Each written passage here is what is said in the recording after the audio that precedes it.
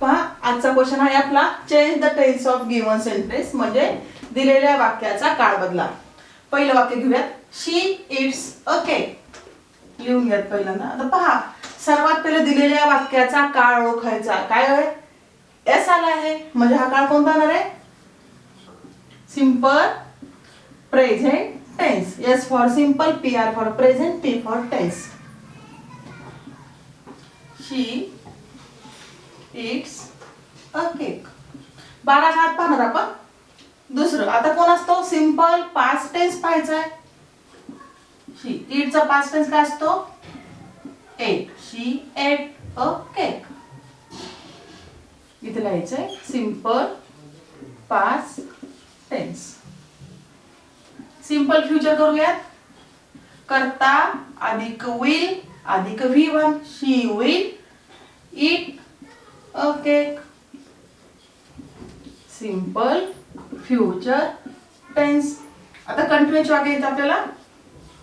करता अधिक am is are to be चं रूप शीच्या पुढे येतो असतो eat. She is ing Pratyaya eating a cake. इथे लिहायचंय प्रेझेंट कंटिन्युअस टेन्स. नंतर पाचवा प्रकार करता अधिक was were plus verbing past continuous tense. पहा वॉज किंवा वेअर शीच्या पुढे कोण असतो? वॉज असतो आणि क्वेश्चनच्या पुढे वेअर असतो. फ्युचर घ्यायचा आहे. शी विल बी किंवा शॅल बी असतो. शीच्या पुढे विल बी. वर्बिंग असतो eating a cake. She will be eating a cake.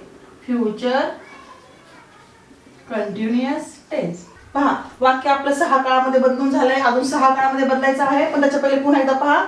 She eats a cake. S किंवा एस प्रत्यय आलाय म्हणजे सिंपल प्रेझेंट टेन्स असतो. नोट होती आपली. सिंपल प्रेझेंट टेन्स असताना क्रियापदाच्या मूळ रूपाला एस किंवा एस लावायचा. कधी? तृतीय पुरुष एकवचनी करता असेल तर. ही शी इट किंवा एखादं नाम असेल कोणाचं नाऊन असेल तर. दुसरा काळ असतो सिंपल पास्ट टेन्स. करता अधिक V2. इटचा भूतकाळ असतो एट. V2 असतो एट म्हणजे second form of verb. A cake. नंतर सिंपल फ्युचर विल किंवा शॅल प्लस V1.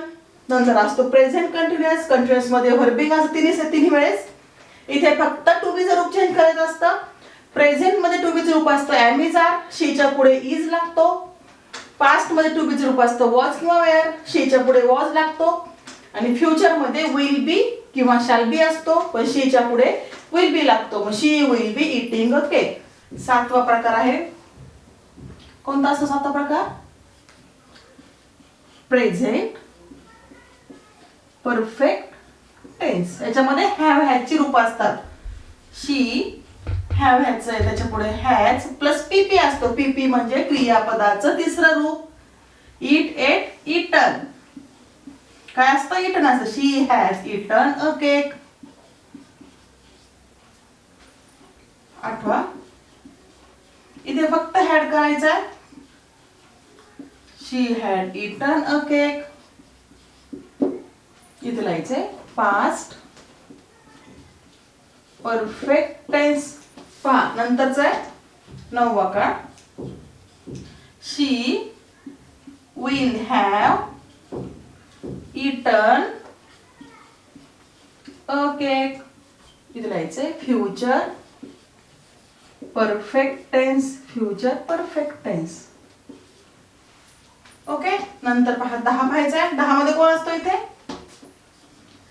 प्रेझेंट पण असतो परफेक्ट पण असतो continuous tense. Present perfect continuous tense. पहा याच्यामध्ये वाक्यरचना काय असते? करता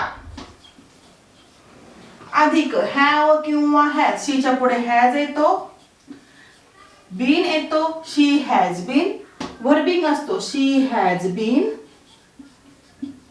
eating a cake. She has been eating a cake. हा झाला आपला प्रेझेंट परफेक्ट कंटिन्युअस टेन्स.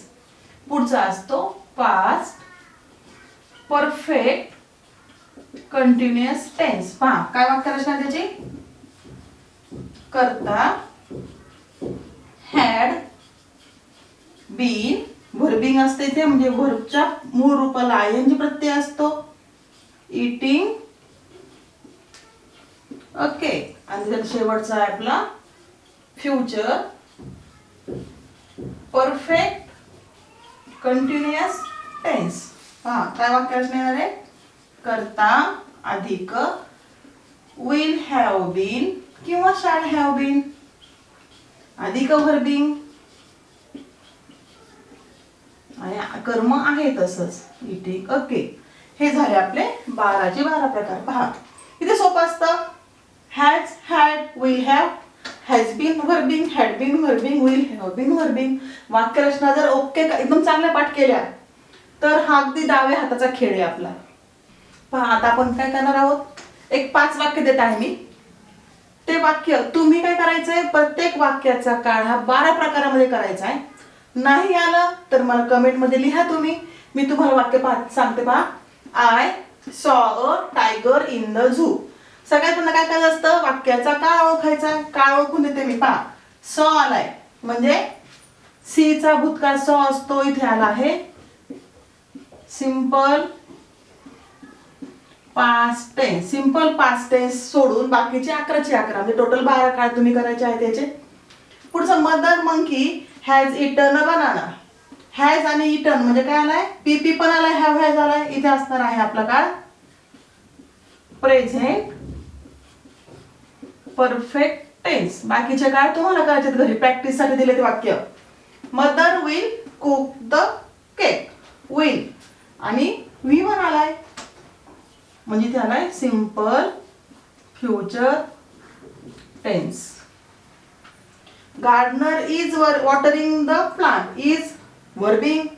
कोणता काळ असणार आहे इथे, present continuous tense. Present continuous tense. नंतरचा आहे students have change the tense. Have has म्हणजे परफेक्ट टेन्स आलाय, पीपी आलाय, हॅव आलाय म्हणजे त्याला आहे प्रेझेंट. बरोबर, एक काम करू आपण हॅड घेऊयात म्हणजे तुमचं पास्ट टेन्स वाक्य होऊन जाईल इथे. Okay, past perfect tense. सर्वांनी ट्राय करा घरी.